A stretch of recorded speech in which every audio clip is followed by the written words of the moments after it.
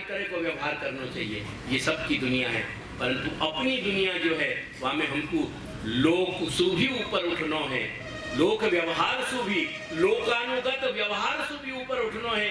जो लोकानुगत व्यवहार पशुवत है और ऐसो करते भय लोक और लोकानुगत पशुन सु बचते भय, अपने आप को बचाते भय, अपना संरक्षण करते भय हमको परस्पर त्वद गुणवाद सीखो। ये शब्द ब्रह्म है, वो शब्द ब्रह्म भी सागर है। याकू श्री महाप्रभु ने और खास करके श्री प्रभुचरण ने, अगर श्री प्रभुचरण वहां पे टिप्पणी नहीं करते तो जगत में कौन समझ पाता और कौन को वह प्रकार की सूक्ष्मता को जान के कौन के हृदय में परमानंद भर पाता। या बात को श्री महाप्रभु और गोसाई बाबा ने दोनों ने इंगत करी है। ते तो ब्रह्म हृदय नीता में वहां शब्द को सागर बताया गया है। वो शब्द रूपी जो सागर है, वो जो अलौकिक शब्द राशि है, श्री महाप्रभु की वाणी जो है, जैसे हम शास्त्र के सार को समझ पा रहे हैं, वो शास्त्र रूप जैसे या ये श्रीमद् भागवत को पीयूष को अमृत को जो है समुद्र बताया गया, ऐसे जो लोग अमृत के समुद्र में आलोडन नहीं कर पा रहे, गुणवाद या ये ध्यान दीजिए वाद शब्द कहे गए। वाद शब्द को मतलब श्री महाप्रभु बहुत स्पष्ट आज्ञा कर रहे हैं कि शब्द है। यानी आत्मपत्र ग्रहणात् इदानीमेव भगवान यस्य प्रसन्नो भवति।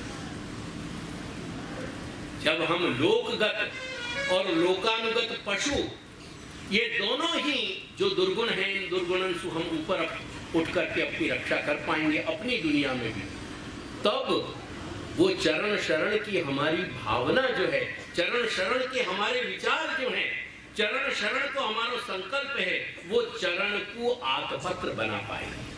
नहीं तो चरणारविंद होते भय भी वो आत्मपत्र हमारे लिए नहीं बन पाए। या बात पे ध्यान दीजिए, आई मेरी बात ख्याल में? अब कह रहे हैं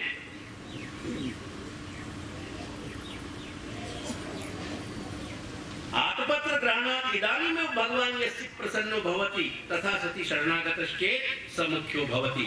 अगर वह प्रकार सु अपने लोक और लोकानुगत पशुवत व्यवहार को छोड़ के भगवत गुणगान के अमृत सु जो है अमृत में आलोडन करके, अमृत को पान करके जो व्यक्ति चरण शरण को खोजेगा, बाकी लिए भगवान को चरण जो है वो आत्मपत्र सिद्ध हो जाएगा, बन जाएगा और भगवान प्रसन्न होंगे वहां। और वही को मुख्य गिनना चाहिए, वही मुख्य भागवतन में गिनती वाकी होगी। स्वतः एक गुण कथने रसाविर्भाव न स्यात्। एकाकी व्यक्ति केवल पठन मनन चिंतन करते रहे तो वासु रस निष्पत्ति नहीं होगी। वो जो परमानंद हर जीव कोश में, हमारे हर सेल में, जो लिविंग सेल है हमारे शरीर के, उनमें बाकी वाइब्रेशंस, बाकी वाइब्स पहुंचने चाहिए, बाकी तरंगें छूनी चाहिए, वो नहीं छू पाए। अगर वो भगवत कथा को परस्पर जाको अपने यहाँ सुजाति शब्द प्रयोग है, खास करके अपने घर में जाकर प्रयोग है, ऐसे सुजाति, ऐसे अपने समभाव वाले, समस्वभाव वाले, जब तक दोनों सम स्वभाव की करके श्री कृष्ण भट्ट और नारजी भट्ट दोनों को ही खबर नहीं पड़ी कि समय कहाँ निकल गया और देह धर्म कुछ है कि नहीं, ये दोनों ही, क्योंकि दोनों सम कक्षा में करके कह रहे हैं यहाँ कि स्वतः एवं गुण कथने, अकेला व्यक्ति गुण कथन कहने बैठे को रसाविर्भाव न स्यात् अभिमानश्च स्यात्। और एक कोटि वाकी ऐसी आवेगी कि मैंने इतनो गुणगान कियो, मैंने इतनो पाठ कियो, मैं तो इतने पाठ करूं, मैं तो यूं करूं, मैं तो त्यों करूं, ये सूक्ष्म अभिमान की वृत्ति जागृत होने लगी। सूक्ष्म अभिमान की वृत्ति जागृत होगी। मेरे बचपन में एक महानुभाव से मैं मिले तो वृंदावन में, दिन भर वो जो है गौमुखी में ही हाथ होते उनको, अब यासु ज्यादा अनुकरणीय या आदर्श क्या हो सके है कि मनुष्य मात्र देह कृत्य या भोजन इत्यादि के लिए ही केवल अपने हाथन को प्रयोग करे, बाकी वह को हाथ जो है तुलसी के काष्ठ पे चलते रहे और भगवत स्मरण चलते रहे। कई बार मुझको ये बात नहीं समझ में आती थी, धीरे धीरे जैसे जैसे वाई मेरी होने लगी तब मुझको समझ में एक दिन आया कि भीषण अहंकार है, तो रात दिन जो है अहं की भट्टी जलती वाक्य वह इंसान के अंदर, और वो ये मानता कि ये तंत्र जो चलना चाहिए, जहाँ घर में मैं रह रहा हूँ वो सब मेरे अनुसार चलना चाहिए, क्योंकि मैं इतना भगवान नाम लेने वाला हूँ। ये चीज वाके सूक्ष्म व्यवहार में मैंने समझी, और वो समझ के मुझको जो अचंभा भयो कि ये कैसे हो सके। बार बार तुम्हारे जैसे लोग ये कि हमें तो कोई नो નથી બગાડ્યું અને અમને તો ભગવાન નામ પણ આટલું લઈએ છીએ અને અમે તો આમ પણ કરીએ છીએ અને તેમ કરીએ છીએ। वह सब में तुम्हारा सूक्ष्म अहंकार कहाँ रेंग रहे हो है? एक जो है रेप्टाइल की तरह कहाँ चल रहे हो है? बाकी गति को कभी पकड़ने को प्रयास करो कि तुम कितने सत्कार्य कर रहे हो। ये भी कहाँ तुम्हारा सूक्ष्म हम कहाँ कहना चाह रहे हो, क्या कहना चाह रहे हो, ये चीज मेरे जीवन में अनुभव में आई करके ये पंक्ति मुझको समझ में आई कि अभिमानश्च इति समानाश्चेत परस्परम वदेयुः तत्रापि त्वद गुणानां वादो यानी जब दोनों परस्पर एक जैसे मिलकर के भगवत गुणगान करेंगे, और वहां में भी कह रहे हैं कि तत्रापि त्वद गुणानां वादो, वो गुणन को वाद यानी शब्द रूप करके यहाँ कह रहे हैं कि तादृश वाक समुद्र है। वो वाणी समुद्र को रूप है, वो शब्द ही समुद्र को रूप है, क्योंकि स्वयं अक्षर जो है वो अक्षर ब्रह्म जो है वहां बाकी, और वहां या बात को प्राय लोग नहीं पकड़ पाए, पर वहां जल रूपता बताई है। ये केतु ब्रह्म रजनीता में ये प्रसंग में वहां जल रूपता बताई, वह वाणी की वाक यानी शब्द की जल रूपता अगाध रूपता बताई है करके कहने के तादृश वाक समुद्र है मथनाद इव उद्धृतम यद अमृतम, और जैसे सागर को जब मंथन किया गया और वह मंथन में से जैसे अमृत निकले, ऐसे ही जब दोनों परस्पर भगवत गुणगान गाने वाले पक्ष जब दोनों जो है सवा को मंथन करेंगे आपस में पकड़ के, तो वह मंथन में से जो निकलेगा वो भगवत कथा रूप अमृत प्रकट होगा। तो पीयूष करके मथनादेव उद्धृतम यद अमृतम तेन कृत्वा निद्राम व्यापिताश्चेत् श्रुत पिपासादयः। अब देखो बात समझ में की, क्षमता बढ़ानी है हमको शरीर की। तुम देखो कि जब इम्यून सिस्टम फेल होने लगे, शरीर को प्रतिरोध शक्ति क्षमता जब घटने लगे, तो क्या उपचार किए जाएं? पूछो कोई भी डॉक्टर के पास जाए, वो इम्यून सिस्टम को कैसे भी संभाव वो प्रबल बनना चाहिए, वो मजबूत होना चाहिए, वो सक्षम बनना चाहिए, हमें सामर्थ्य शक्ति आनी चाहिए। तो यही बात समझा रहे हैं श्री महाप्रभु अपन को कि तेन कृत्वा यदि वह भगवत गुणगान रूपी अमृतसु, यदि हम अपने देह धर्म अपनी दुनिया में यदि हम अपने देह धर्मंसु लोक व्यवहार सु देह व्यवहार इत्यादि से ऊपर उठ सकेंगे तो वो प्रशस्त है, अन्यथा प्रशस्त नहीं है। तुम बालकन के शब्दन की तरफ खींच रहे हो। देखो, अगर ये शब्द तुमको आकर्षित नहीं करते हो तो मैं यहीं बंद करूंगा, मुझको कोई अपेक्षा नहीं। मैं तो ये मनोरथ दादाजी के लिए करूं, मैं तुम्हारे लिए तुम्हारे श्रवण को सापेक्ष, तुमको श्रवण कराने को सापेक्ष नहीं। तो बालकन की क्रीड़ा करेंगे तो अपन अपनी बात कर रहे हैं, अपन क्यों तरफ अपने कान क्यों आकर्षित हो रहे हैं? यही लोकानुगत कारण। समझो, ये छोटी छोटी बातें, ये बहुत छोटी छोटी बातें हैं जो अपन को जीवन के व्यवहार में ख्याल आएंगे, इन पे ही ध्यान। कोलाहल हो तो होए और हम अपने स्वामी के रस में रसबोर रह सकें, वो क्षमता हमारी आदर्श में आनी चाहिए। वो क्षमता हमारी वो चीज हमारे इम्यून सिस्टम में आनी चाहिए, प्रतिरोधक शक्ति में, सामर्थ्य में आनी चाहिए। अब कह रहे कि अगर क्षुत पिपासा इत्यादि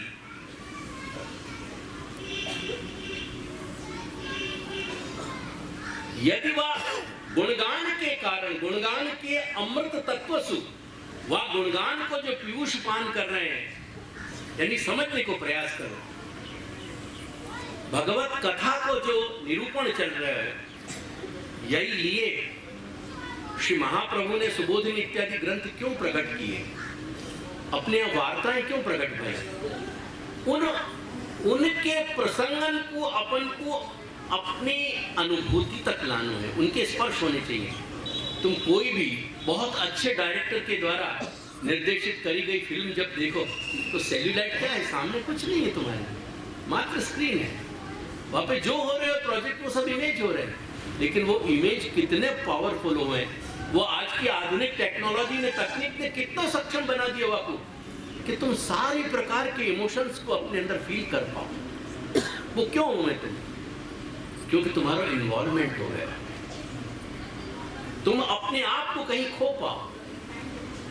वो 3 घंटा के लिए, 2.5 घंटा के लिए, 2 घंटा के लिए, 1.5 घंटा के लिए तुम वो सबकी, तुम जगत को जो जागतिक तुम्हारा पूरा माहौल है, वह जागतिक वर्तुल से तुम अपने आप को उठा पाओ करके वो चीजें स्पर्श करने लगे। ऐसे ही भगवत कथा के स्पर्श हमको होने चाहिए। क्यों भगवत कथा के स्पर्श हमारे उन मनोभावन को स्पर्श क्यों नहीं कर रहे? श्री महाप्रभु आज्ञा कर रहे हैं कि यदि वो कथा को अमृतपान करने से यदि हम उतने सक्षम बन पा रहे हैं और देह धर्म को स्पर्श हमको नहीं हो रहे हो, हम बस ऊपर उठ रहे हैं, तो वो सही दिशा है। यानी ये आज्ञा कर रहे हैं कि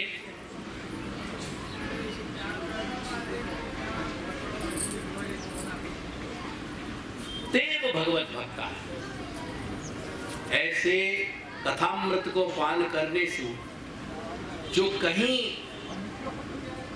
क्षण भर भी अपने लोक वर्तुल सु, अपने लौकिक वर्तुल सु ऊपर उठ पा रहे हैं, जल कमलवत स्पर्श सु ऊपर हट पा रहे हैं, अपने आप को अपनी दुनिया में सीमित रख के अपने आप को सुरक्षित कर पा रहे हैं, तो कह रहे हैं कि तेरे वो भक्ता, वही सही भक्त, सच्चे भगवत भक्त हैं।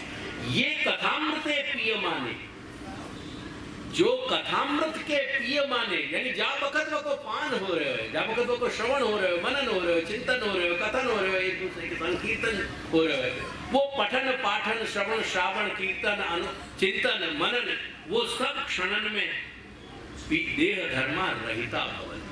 कम से कम उतने समय के लिए हम देह धर्म को भूल सकें, उतने क्षण के लिए हम विस्मृत हो जाएं कि कोई और शब्द हमारे कान में नहीं पड़ रहा है, कोई और दृश्य हमारे आंखों में नहीं आ रहे है, कोई और गंध हमारी नासिका में नहीं आ रही है इत्यादि। बहुत पहले की बात एक स्मरण कर रहा हूं कि वयोवृद्ध स्त्री पुरुष जो यहाँ परिक्रमा के लिए आते थे, ब्रज में घूमने के लिए आते, ब्रज में भगवत यानी हरि स्थानन में निवास करने के लिए आते, उन हरि की, भगवान हरि की लीला के अनुभूति के लिए।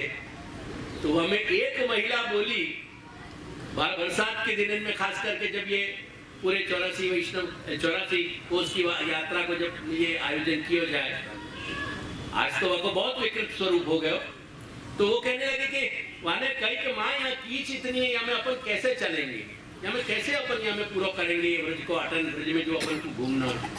तो आकी माँ ने, डोकरी ने कही कि बेटा आ कादव नहीं, आ तो चंदन है बेटा, आ चंदन है, आ चंदन थी क्यारे આપણને એવું થાય કે આપણે આપણા બધા શરીર ઉપર આ લાગી રહ્યું છે, આ કાદવ લાગી રહ્યું છે। कीच में मट्टी की कीच थी, वो लौकिक भाषा में कहूँ रज की कीच थी, पानी और रज को मिलाओ तो क्या होगा।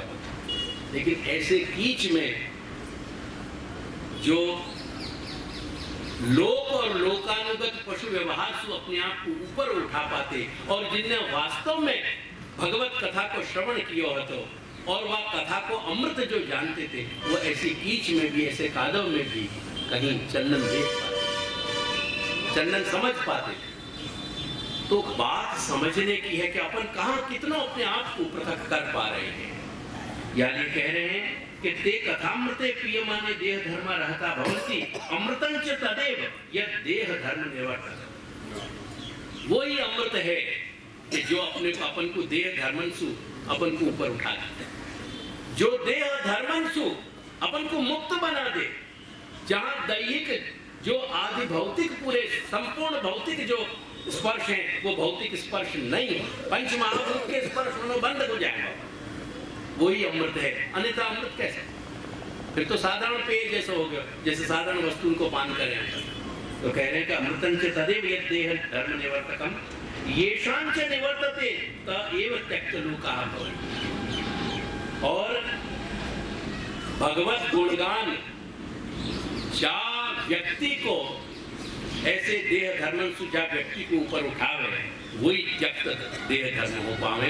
वो उन्हीं के देह धर्म जो है यानी उन्हीं के लोक और लोकानुगत पशु व्यवहार छूट पावे, बस ऊपर उठ पावे। चला रहे मेरी बात? देव त्यक्त लोका भवन्ति, त्यक्त लोका यानी जिन्हें लोक और लोकानुगत व्यवहार को विस्मृत कर दिया है, जिनको स्पर्श नहीं कर रहे। यस्य छाया अन्येषां तदपेक्षायाः विद्यमानत्वात्। और यदि वो भगवत गुणगान सु यानी तीन बातें जो बताई कि लोक, लोकानुगत पशु और भगवत गुणगान, इन तीनों के कारण यदि जो चीज घटना नहीं घट रही है तो वो अन्य कोई कारण से घट रही है, और अन्य कारण से घट रही है तो कह रहे हैं कि तब देह धर्म टिके रहेंगे, नहीं जाएंगे। देह के स्पर्श तुमको देह धर्म पांच भौतिक स्पर्श नहीं छोड़ेंगे। यह देह धर्म निवर्तकम विद्यमानत्वात्, क्योंकि वहां अपेक्षा विद्यमान है, कहीं ना कहीं लोक और लोकानुगत व्यवहार है। वादः तदैव अंतस्तापम दूरी कुर्यात्।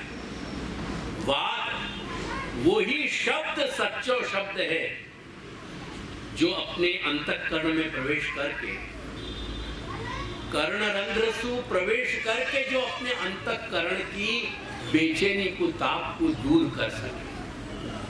जो संपूर्ण ये संसार को चक्र चल रहा है, ये संसार की जो आंधी आई भई है, जिनमें अपन एक तृणावर्त की तरह जो अपन को जकड़ के उठा रहे हैं, ऐसे या संसार ताप से अपन को मुक्त करा के अपने अंतःकरण को शीतलता प्रदान करे, अपने अंतःकरण को चैन कहीं दे। वह बात को कह रहे हैं कि वादस तदैव अंतस्तापम दूरी कुर्यात् यदि चरण छायाम आश्रितो भवेत्। यदि वास्तव में चरण की छाया मिल गई, हम लोक और लोकानुगत पशु के व्यवहार से ऊपर उठकर के भगवत कथा वार्ता के, भगवत गुणगान के, भगवत नाम के वह अमृत को कहीं स्पर्श कर सके, तो उनके कारण जो चरण आत्मपत्र की छाया अपन को मिलेगी, वो चरण आत्मपत्र की छाया मिलेगी तो ही वो ताप दूर हो पाएंगे, अन्यथा नहीं हो पाएंगे। यस्य छायांतरेण धर्म निवृत्ति, या व्यक्ति की कोई और कारण से जब कोई चैन मिल रहा है, कोई लौकिक हेतु से जाके हृदय में आह्लाद आ रहे हो, या कोई आनंद आ रहे हो, जो आज सार्वधिक हो रहे हो, चारों तरफ यही हो रहा है, या को देखने में समझने में कोई बहुत ऐसी मुश्किल बात नहीं है। तो कहने की यस्य छायांतरेण धर्म निवृत्ति, यदि हमारे देह के धर्म कोई दूसरे कारण से दूर भय देंगे, दूसरे कारण से हम उन देह धर्म को विस्मृत कर पा रहे हैं, भगवत चरणारविंद के कारण नहीं, यानी गुणगान के अमृत आस्वादन के कारण नहीं, परंतु अन्य कोई लौकिक हेतु से कर पा रहे हैं थोड़े समय भी, तो कह रहे हैं कि वो जो है धर्म निवृत्ति, देह धर्म निवृत्ति नहीं है। अन्नादिना च शून्य वृत्ति ते चे लोकानुगता पतिता एक। अगर अन्य इत्यादि सु हमको जो हमारो भोगवाद बढ़ रहे हो निरंतर यावत जगत में, वह भोगवाद के कारण जो हमको आत्मतोष हो रहे हो, जो हमको थोड़े कुछ घड़ी की प्रसन्नता हो रही है, कुछ समय की प्रसन्नता हो रही है, या कुछ समय के लिए हम कह के मजा आ भी गई, वो जो कह रहे हैं हम, वो सब कुछ फिर भगवत गुणगान पीयूष की असर नहीं है वहां। वो अन्य इत्यादि सु यदि हो रही है या अन्य कोई हेतु सु हो रही है, तो वो लोकानुगत बन जाएगा, और लोकानुगत जब बन जाएगा तो वो तुम्हारा केवल पतन कराएगा। वहां में पतन के सिवाय कुछ नहीं है। करके कहने के पतता है तदा उभय भ्रंशा, दोनों, न तो ये दुनिया मिलेगी और न वो दुनिया मिल पाएगी। न तो सबकी दुनिया में अपन वास्तव में वाकु सबकी दुनिया को भोग के जी पाएंगे, न अपनी दुनिया को अपन सार्थक बना पाएंगे। तो सबकी दुनिया को भोग नहीं पाए, अपनी दुनिया को सार्थक नहीं बना पाए, ये दोनों जगह भ्रष्टता आवेगी। करके कह रहे कि उभय भ्रंशा अतो लक्षणत्रय में, यानी ये 3 लक्षण बताए यहाँ कि हम लोक वृत्ति से ऊपर उठ सकें। लोकानुगत जो प्रवृत्ति है वह लोकानुगत पशुवत प्रवृत्ति से हम ऊपर उठ सकें, और सच्चे अर्थ में हम भगवत नाम, भगवत गुणगान, भगवत कथा या तो हम स्पर्श या के अनुभव कर सकें। तभी ये अपन इन दिनन में गुणगान के प्रसंगन में सबको एक दूसरे को बधाई देवे। ये बधाई वास्तव में बधाई कब बन पावे? ये बधाई शब्द खबर कहां से आया है? ये भुआदिगण को धावु धातु है। भुआदिगण को धावु धातु है, और वह धावु धातु को जो प्रयोग होवे वो गति शुद्धि हो। गति और शुद्धि दो के अर्थ में ध्यान रखें। गति शुद्धि हो, गति और शुद्धि दोनों को मिला के द्विवचन में कह रहे कि गति शुद्धि हो। अगर गति नहीं है तो बधाई नहीं। धावती धावता धावंती या के प्रयोग चले, रूप चले। यदि गति नहीं है तो वो बधाई नहीं है, यदि शुद्धि नहीं है तो वो बधाई है। मलिन अंतःकरण सु लौकिक प्रवृत्ति सु भरे भय हम यदि एक दूसरे